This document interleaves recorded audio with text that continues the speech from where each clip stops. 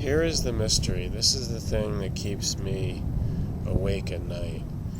And this is the thing that keeps me off of drugs. Because who needs drugs when you can contemplate these enigmas? Alright, check it out. I'm going to title this the microcosm versus the macrocosm. And we'll go into the definition of that at the end of this. So, if you start by using a microscope, and actually it's funny that you should call a telescope a macroscope, but they don't, they call it a telescope.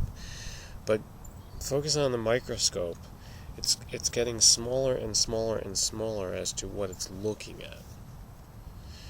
So it's looking at first cells of biological components.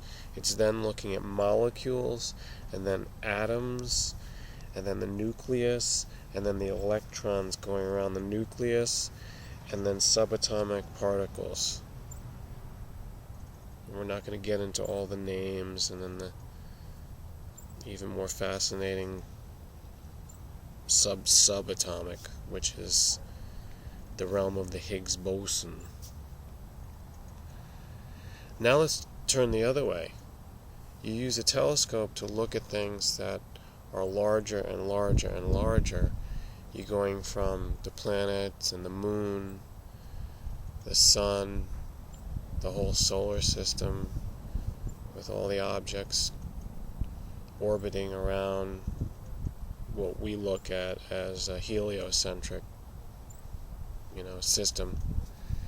And then you go into the clusters of stars that are arranged local,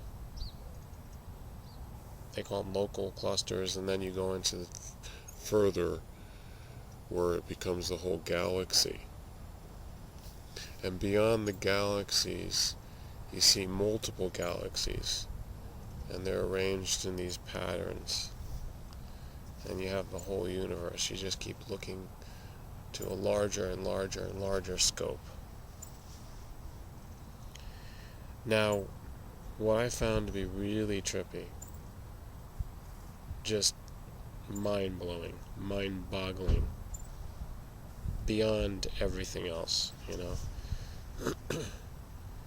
Like, who really cares about anything else when you can just sit here and ponder this? Feather.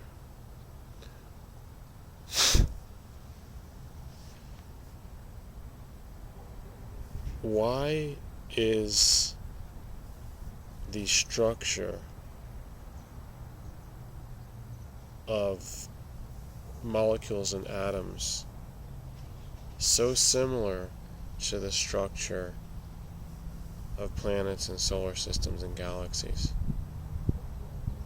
Why does it seem in some ways, in some overall comparison, why does it seem to be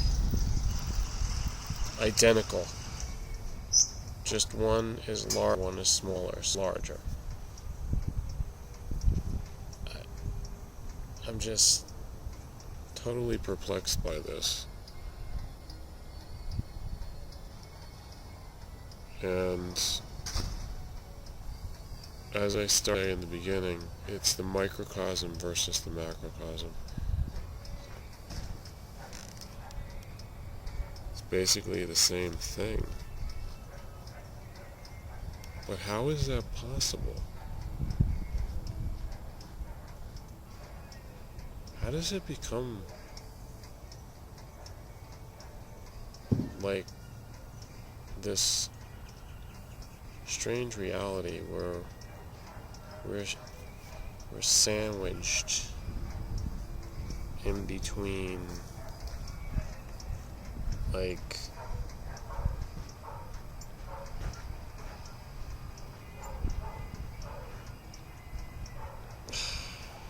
I don't even know.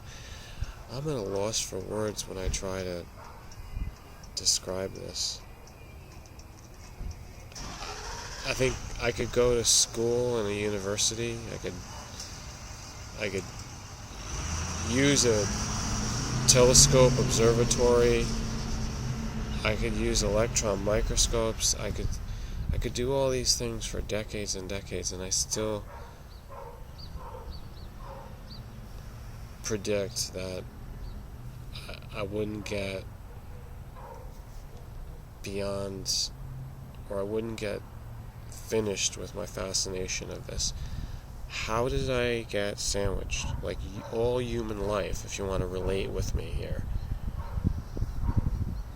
How are we nestled in between these two things? If you go this way, it's the same as going this way. Getting smaller or getting larger.